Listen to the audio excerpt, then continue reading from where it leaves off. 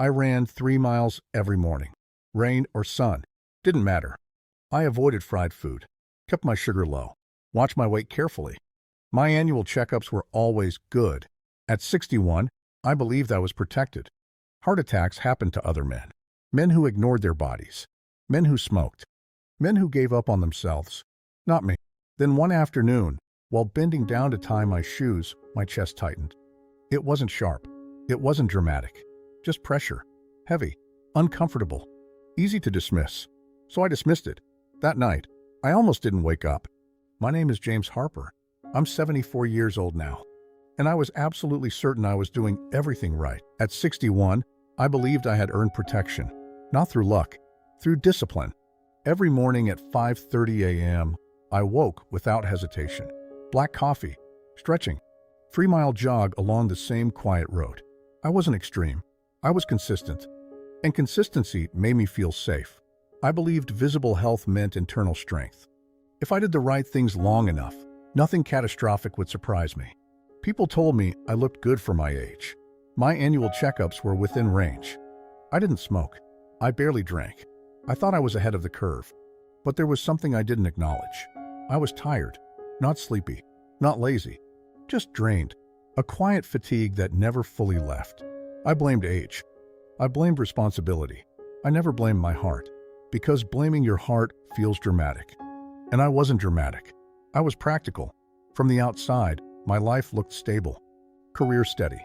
Marriage intact. Children grown. But stability can hide pressure. Work followed me home every night. Decisions lingered in my head. Emails waited. Problems replayed themselves while I brushed my teeth. I slept, but I didn't rest. My body lay still. My mind stayed alert. Planning, solving, preparing. I called that maturity. In my generation, stress wasn't discussed. It was endured. We didn't say, I'm overwhelmed. We said, I'll handle it. And I handled everything, except the cost of handling everything. The signs were there. I see them clearly now. A tightness in my jaw. Occasional dizziness after long days. A strange pressure in my chest that came and went. It never felt urgent. That's the danger. Serious problems rarely start loudly. They whisper. The pressure wasn't sharp. It wasn't cinematic. So I kept going. Jogging. Working. Functioning. Some evenings, exhaustion would settle over me heavier than it should have.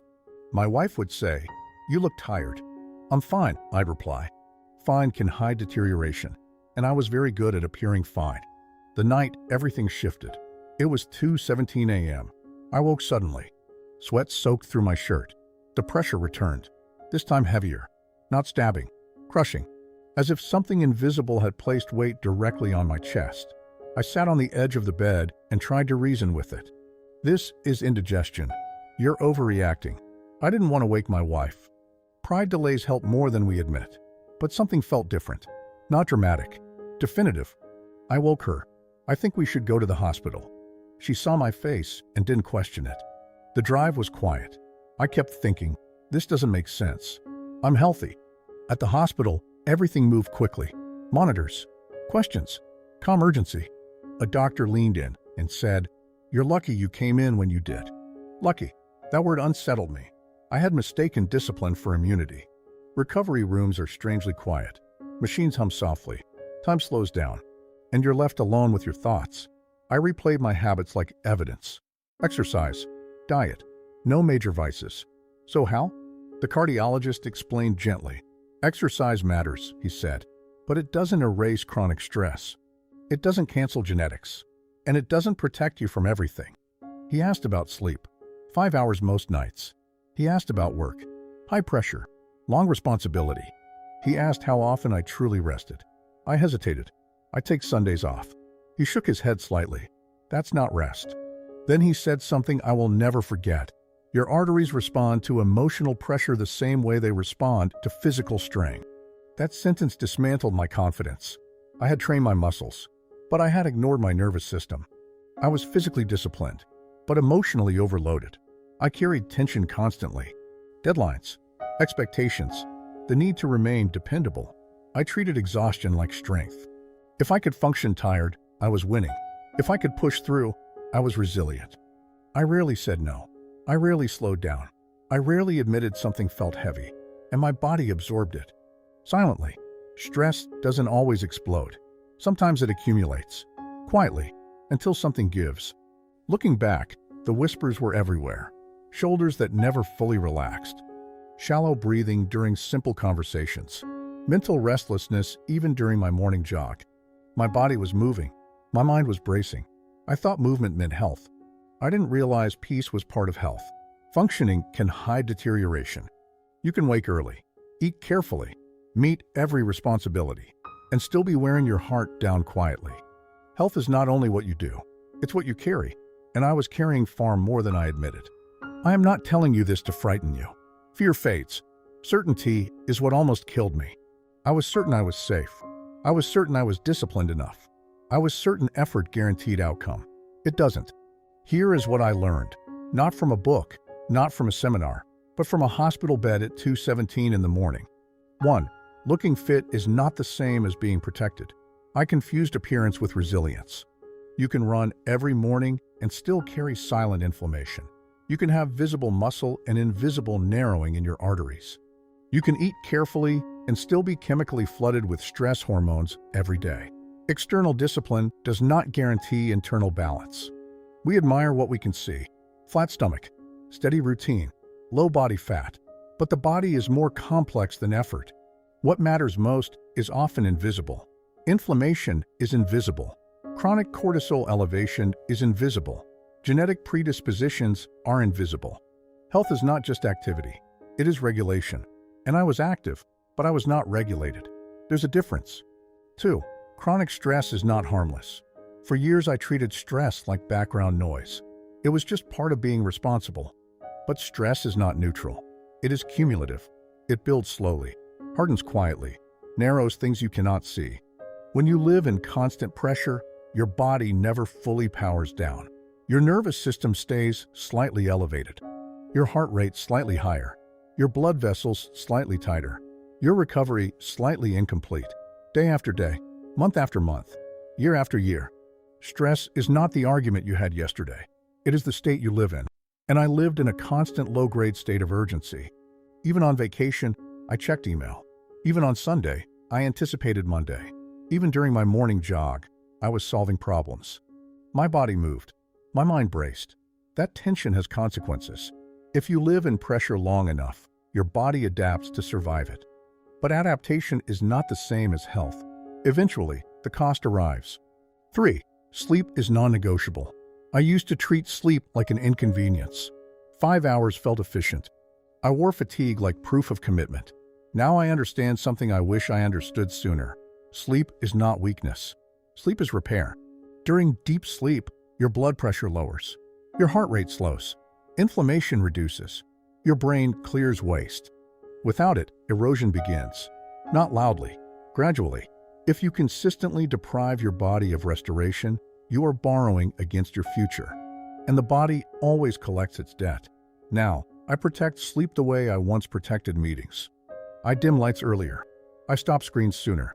I allow my body to unwind. It is not laziness. It is maintenance. 4. Emotional suppression is physical. This one surprised me most. I didn't think of myself as emotional. I thought of myself as stable. But stability can sometimes mean suppression. Unspoken worries, unreleased tension, unprocessed fear. They do not disappear. They relocate, often into the body. Tight shoulders, clenched jaw, shallow breathing, elevated blood pressure. The body keeps score of what the mind refuses to acknowledge. For years, I absorbed responsibility quietly. I didn't vent. I didn't complain. I didn't burden anyone. I thought that made me strong. But strength without expression turns inward. Now I speak earlier. I acknowledge pressure before it accumulates.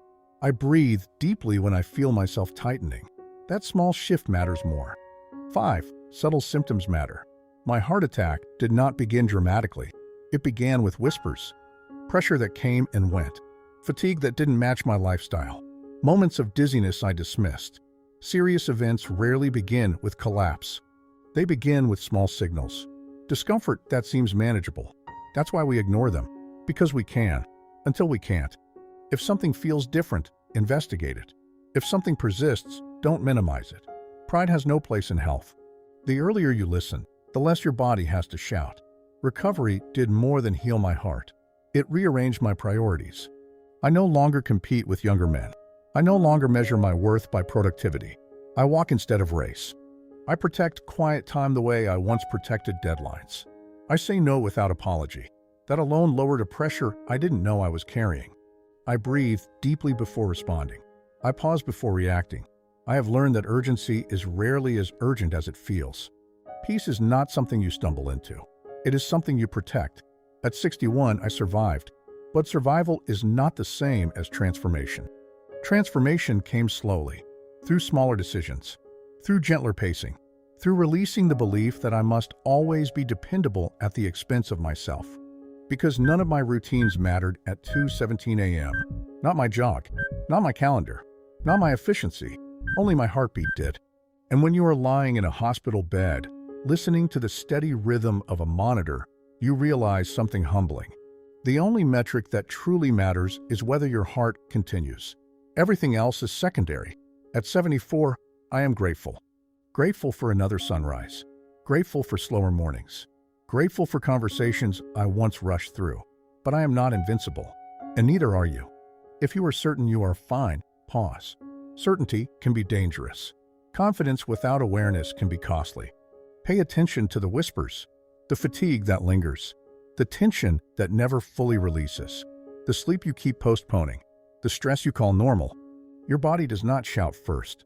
It asks, softly, and if you ignore it long enough, it forces you to listen. I learned that lesson in a hospital bed. You do not have to. Slow down. Protect peace. Rest deeply. Carry less. Because health is not just movement. It is margin. And margin might be the difference between another ordinary morning and 2:17 a.m. If this story made you pause, don't ignore that feeling. Take one small step tonight. Go to bed earlier, breathe a little deeper, release something you've been carrying. And if you value quiet lessons like this, subscribe to Questions for My Elders. Not for noise, for perspective, because sometimes the wisdom that saves you is the one you hear in time.